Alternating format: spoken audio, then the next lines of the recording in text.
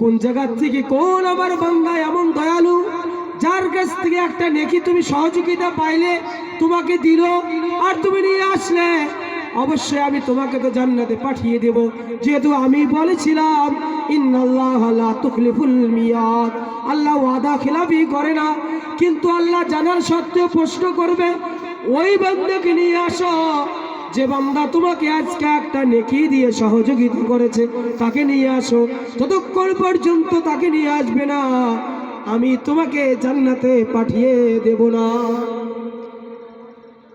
ওই ব্যক্তি তখন ওই বান্দার কাছে যাবে যার কাছে শুধুমাত্র একটা নেকি ছিল, তাকে ডাকবে, বলবে ভাই আমি যাব না, আল্লাহ আমাকে কোনোদিন জান্নাতে দিতে পারে না। ভাই যখন চোর চুরি করে আর তাকে ধরা মানে তাকে সে ধরা পড়ে আর যদি তাকে হাজির করা হয়, সে আসতে যাবে যে ভাই গেলে তো সেখানে আমার মার হয়ে পিটাই হবে, আমি যাব না সেখানে। ভাই তোমাকে আল্লাহ ডাকছে, তুমি যাও না, আগে শোনো। সে তারপরে আসবে। আল্লাহ মহান রব্বুল আলামিন, তিনি রহমান, তিনি রহিম, তিনি দয়ার সাগর।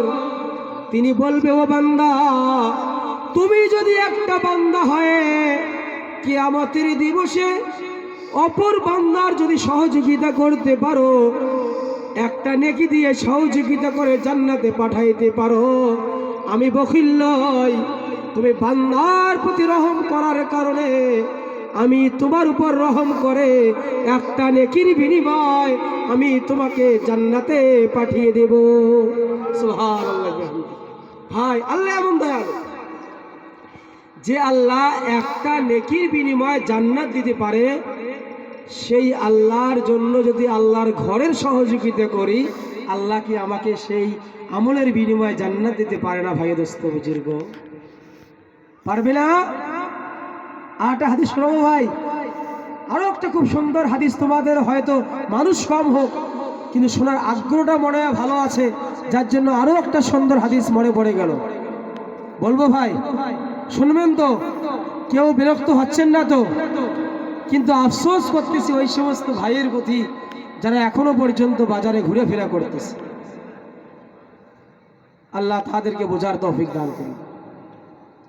ভাই রাত সবারই কেটে যাবে, যে শুয়ে আছে তারও কেটে যাবে, যারা মঞ্চে আছে তারাও কেটে যাবে, যারা সামনে বসে আছে তারাও কেটে যাবে। একই সময় ঘড়ি সকলেরই চলতেছে ভাই দোস্ত। যারা বাজারে আড্ডা মারতেছে তারাও চলে যায়। দিল্লি সকলেই যায় কিন্তু সমান টাকা সকলে নিয়ে আসতে পারে না। যায় যেমন কর্ম